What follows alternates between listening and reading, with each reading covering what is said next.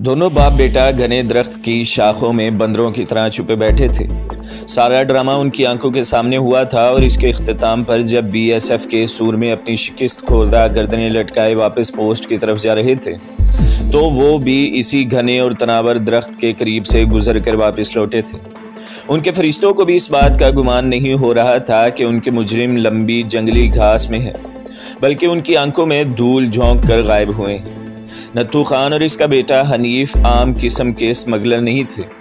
वो तो कभी स्मगलर नहीं रहे थे। इन मानों में ज़रूर स्मगलर थे कि उन्हें महीने में 2-3 मरतबा सरहद के आर पार आना जाना पड़ता था, लेकिन वो पाकिस्तान से हमेशा खाली हाथ इधर उधर से माल लेकर वापस जाया करते थे। लेकिन ये माल भी वो कीमतन नहीं खरीदते थे, मुफ्त हासिल किया करते थे। तकसीम से पहले नत्थू का गांव सरहद के पार भारतीय इलाके में था। गुरदासपुर के इस गांव में उसके आबाओ अजदाद सदियों से रहते आए थे। नत्थू खान चोरी के इस पेशे से कब से मुंसलिक था, इस सवाल का जवाब इसके पास भी नहीं था। उसे याद था कि बचपन ही से उनके घरों में फिरंगी पुलिस का आना जाना रहता था। कभी पुलिस वाले उसके किसी चचा को गिरफ्तार करके ले आते और कभी उसके बाप को ले जाते। 2-3 मरतबा उसने अपने दादा को भी उनके साथ जाते देखा था, लेकिन हैरत की बात यह थी कि ये सब लोग 2-3 माह बाद ही घरों को वापस लौट आया करते थे। यह अलग बात कि वापसी के बाद कम से कम 1 महीना तक वो हिलने जुलने के काबिल नहीं रहते थे, क्योंकि पुलिस उन पर वहशियाना तशद्दुद करती थी। उनसे चोरी का माल निकलवाते और सच उगलवाने के लिए उन पर 3rd डिग्री तरीके आजमाए जाते थे।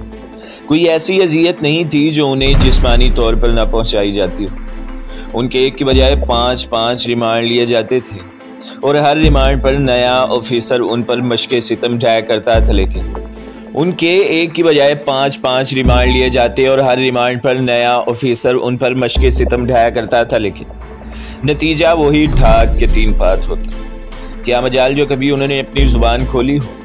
हैरत की बात थी कि वो लोग जाने कब से चोरी के धंधे से वाबस्ता थे, लेकिन उनमें से किसी ने कभी इस इल्ज़ाम में जेल नहीं काटी थी, क्योंकि उन पर पुलिस कभी इल्ज़ाम ही साबित नहीं कर सकी थी। हवालाती की हैसियत से उनका क़याम उसी वक्त तक जेल में होता जब तक उनका मुकदमा अदालत के सामने न जाता। अंग्रेज़ का दौर था, उन्हें बेशुमार कबाहतों के साथ एक खूबी इस दौर की वहाँ का अदालती निज़ाम भी था। जब तक मुलजिम के खिलाफ पुलिस ठोस सबूत फराहम न करती, अदालत सज़ा नहीं देती थी और इनके खिलाफ सबूत चोरी का माल ही हो सकता था जो कभी बरामद नहीं होता था। जहाँ तक पुलिस के बनाए गवाहों का ताल्लुक था, उनमें से बेशतर गवाह तो वो थे जो अदालत में नत्थू खान के बुजुर्गों की दहशत ही से अपने बयान तब्दील कर लिया करते थे। पाकिस्तान बना तो नत्थू अकेला ही जिंदा रह गया था। उसका एक ही भाई था जो इधर दुश्मनी की भेंट चढ़ गया था। बाकी 3 बहनें थी जिनके खामन शरीफ और कारोबारी लोग थे। नत्थू ने पाकिस्तान बनने से पहले शादी की थी, लेकिन अपने धंधे से कभी तायब न हुआ। वो लोग इधर भी एक सरहदी गांव में ही आबाद हुए थे। सरहद के पार भारतीय इलाके में उन दिनों हज़ारों की तादाद में गायें और भैंसें आवारा फिरती रहती थी। नत्थू का जब दिल चाहता सरहद के पार से 8-10 जानवर हाँक कर इधर ले आता और नज़दीकी मंडी में फ़रोख्त करके अपना काम चलाए रखता। दोनों तरफ सरहदों की हदबंदी हो गई और कुछ यूनिटें भी बन गई, लेकिन नत्थू खान के लिए कुछ भी सदे राह न बच सका। उसके लिए इस सरहदी लकीर की अहमियत इससे ज़्यादा कुछ नहीं रही थी कि अब उसे एक की बजाय 2 ममालिक की पुलिस से बचना होता था।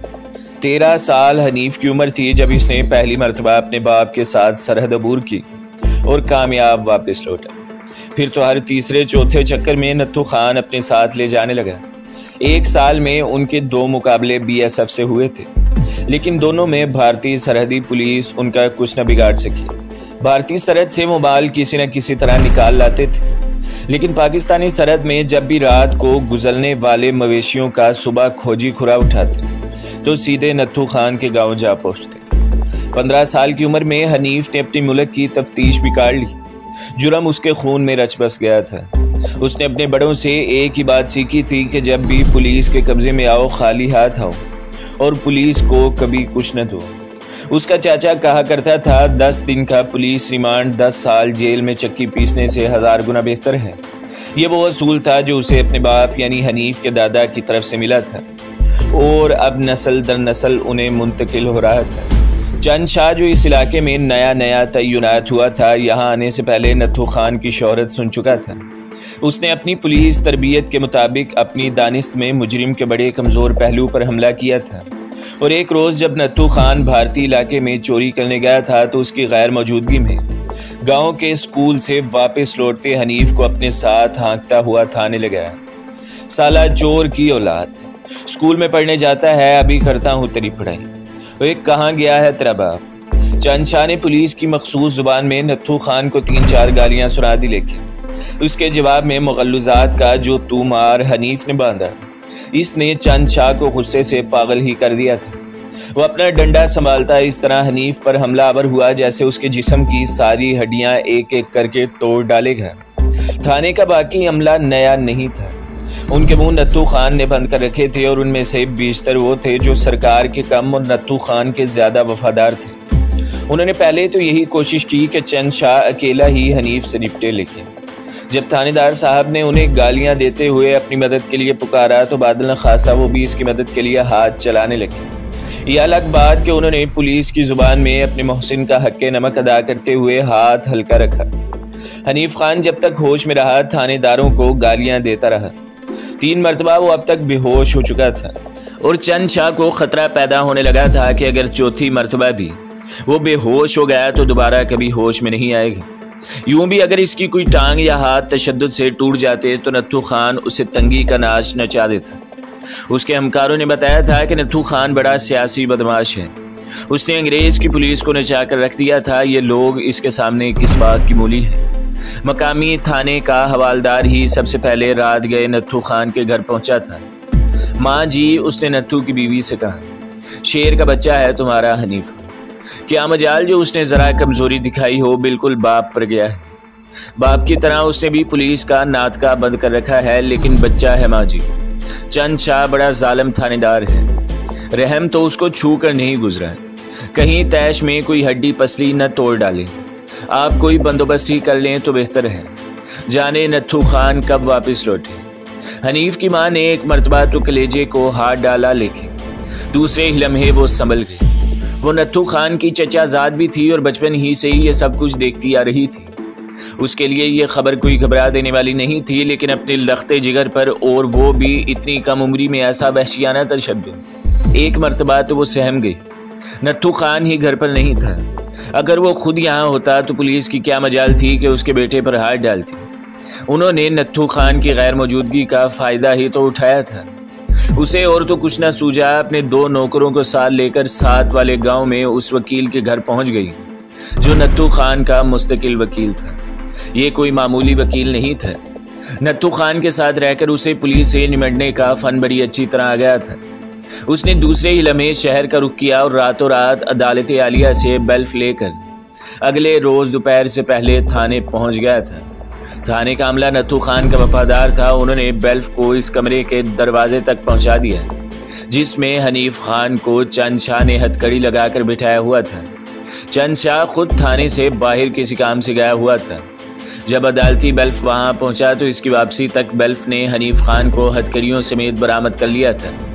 चंद शाह चिकरा कर रह गया। थानेदार, इसका बाप यहाँ होता तो मैं अदालत की मदद भी हासिल न करती। मैं नत्थू खान की बीवी हूँ। पुलिस तो जायज़ शिकायत पर हमारे गांव का रुख नहीं किया करती। तूने मेरे बेटे को नाजायज़ गिरफ्तार करके उस पर तशद्दुद किया है। जब तक तेरी पेटी न उतरवाई चैन से नहीं बैठूंगी, याद रखना। नत्थू खान की बीवी ने, जो बेल्फ के साथ ही थाने में आई थी, इसे ललकारते हुए कहा।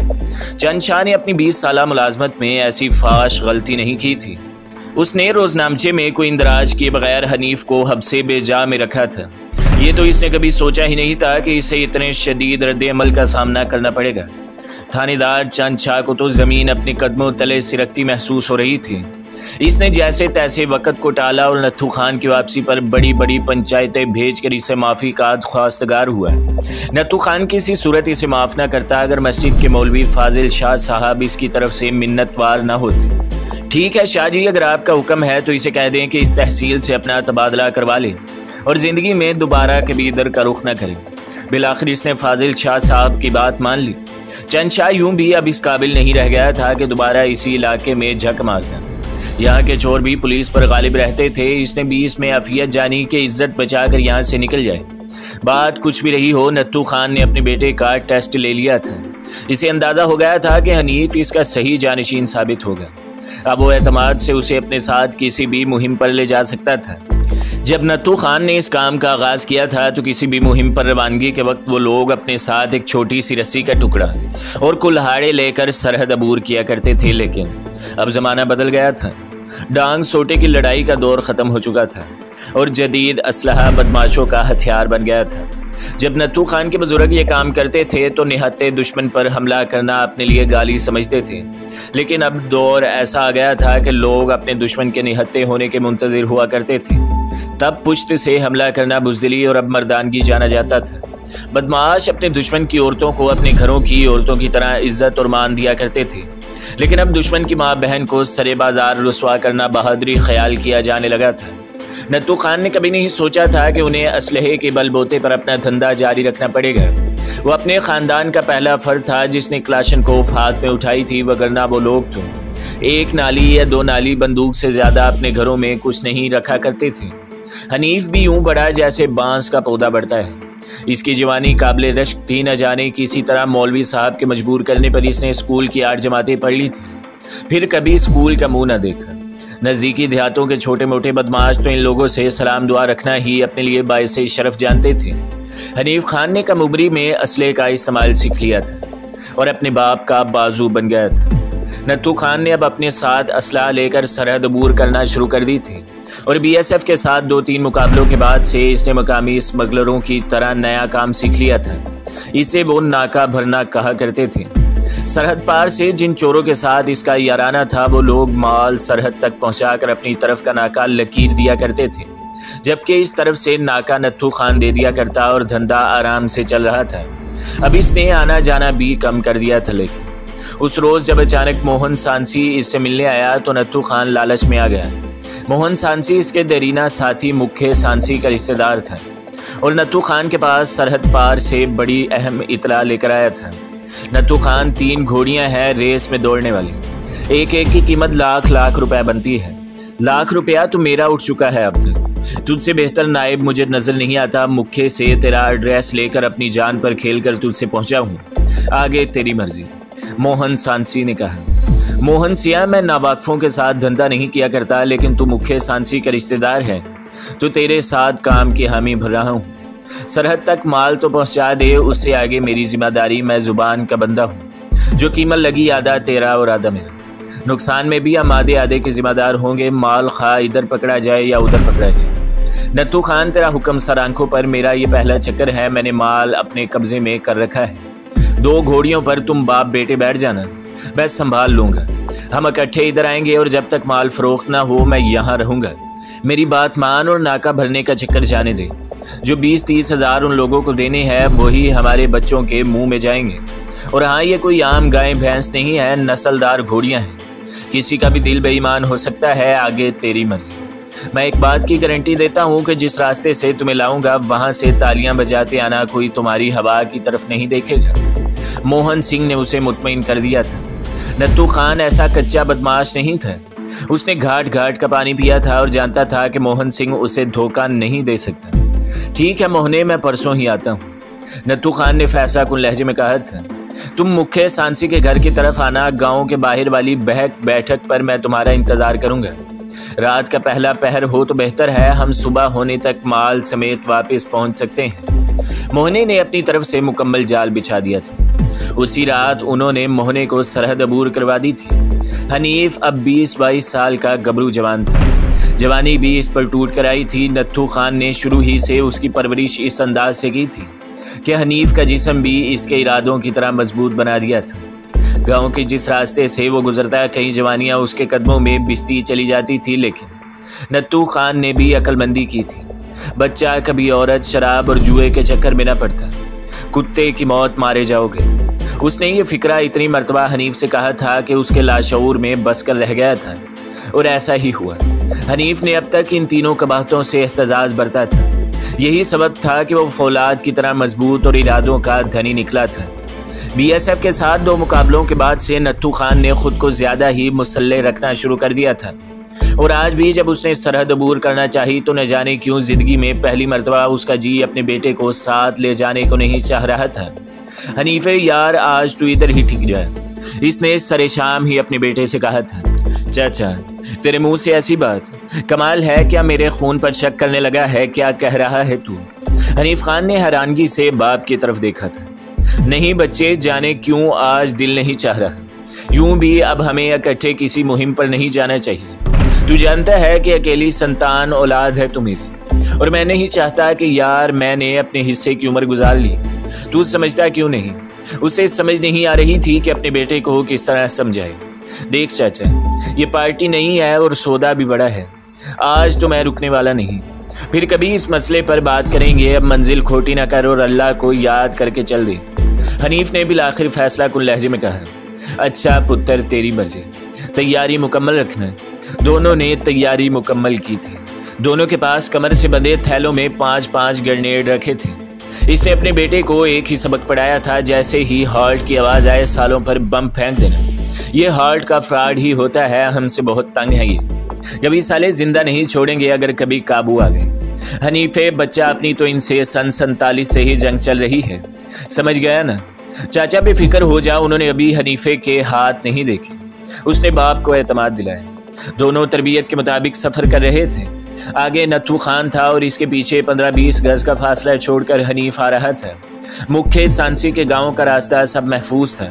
उन्हें आधे से ज़्यादा सफ़र बैले ही में तय करना था। इसके बाद खेतों के एक मुख्तसर सिलसिले से गुजर कर वो गांव की हदूद में दाखिल हो जाया करते थे। बेले के खात्मे पर दरख्तों के गहरे झुंड आते थे, जहाँ से एक मरतबा पहले भी दोनों BSF का मुकाबला करके फरार हो चुके थे। अभी वो दरख्तों के झुंड के नज़दीक ही पहुंचे थे जब अचानक ही नत्थू खान ठटक कर रह गया। उन्होंने कहीं दूर से अपनी सिमत आते सिगरेट के धुएं की बू सूंघ ली थी।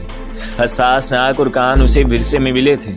उन हालात में तो यूं भी उनकी कारकर्दगी कई गुना बढ़ जाती थी। ये कोई खेतों का सिलसिला नहीं था जहां रात को किसान मौजूद हो। यहाँ सिवाय BSF के और कोई नहीं हो सकता था, या फिर उनके कबीले का कोई फर्द होता, लेकिन इसके भी इम्कानात ना होने के बराबर थे। नत्थू खान ने अपने बड़ों से सीखा था कि मामूली सा खतरा महसूस करते ही अपना रास्ता बदल लो। गो के धुएं की बदबू उसे एक लम्हे के लिए महसूस हुई थी, लेकिन उसने दूसरे ही लम्हे रास्ता तब्दील करने का फैसला कर लिया था। अभी वो चंद कदम ही चल पाए थे जब अचानक हॉल्ट हॉल्ट की आवाज़ें बुलंद हुई, जिसके साथ ही दोनों बाप बेटे ने पहले से एहतियातन हाथों में पकड़े 10 बमों के पिन निकाल कर आवाज़ों की सिमत उछाल दी और इस अमल को तब तक दोहराते रहे जब तक उनके पास बमों का जखीरा ख़त्म नहीं हो गया। अंधेरा, बमों के धमाके और उड़ने वाली धूल ने उन्हें चंद सेकंड्स की मोहलत दिला दी, और ये मोहलत उनके काम आई। नत्थू खान के ताकुब में हनीफ भी लंगूर की सी फुर्ती से नज़दीकी दरख्त पर चढ़ता चला गया। जब इंस्पेक्टर चोनीलाल के हुक्म पर भगत सिंह ने रोशनी राउंड फेंकने शुरू किए तो दोनों ने अपने जिस्मों को दरख्त के घने पत्तों और टहनियों में इस तरह छुपा लिया था कि वो दरख्त ही का हिस्सा दिखाई देने लगे थे। BSF के जवानों ने अपने अफसर के ताकुब में जंगली घास पर अपना गुस्सा निकाल लिया था। किसी ने आसमान की तरफ नजर उठाने की जहमत नहीं की थी। अगर वो ऐसा करते भी तो उन्हें ना देख पाते। ये जरूर था कि अगर इंस्पेक्टर चोनीलाल तैश में आकर जंगली घास की भेंट चढ़ाने वाली गोलियों का कुछ हिस्सा दरख्तों पर भी फेंक देता तो इसे जिंदा नहीं तो 2 लाशें जरूर मिल जाती।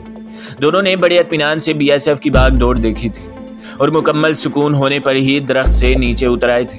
अब कोई इस बात का तस्वुर भी नहीं कर सकता था कि दोनों दोबारा यहीं से गुजरेंगे, जब नत्थू खान कोई और भी फैसला कर चुका था। मोहन सिंह की गद्दारी ने इसका दिमाग खराब कर दिया था। नत्थू खान मोहने को सजा देने पर तुला हुआ था। इसने गद्दार को माफ़ करना तो सीखा ही नहीं था। हनीफ तो वापस चला जा। लेकिन क्यों चाचा? हनीफ ने बाप के बदलते तेवरों से हालात का तो अंदाज़ा कर लिया था, लेकिन इत्माम हुज्जत के लिए पूछ लेना ज़रूरी समझा। देख बच्चे, हर बात में ज़िद नहीं करते। तू क्या चाहेगा कि मेरी नस्ल ही ख़त्म हो जाए? मैं मोहने को माफ़ नहीं कर सकता। अगर मैं मारा गया तो मेरा बदला ज़रूर लेना।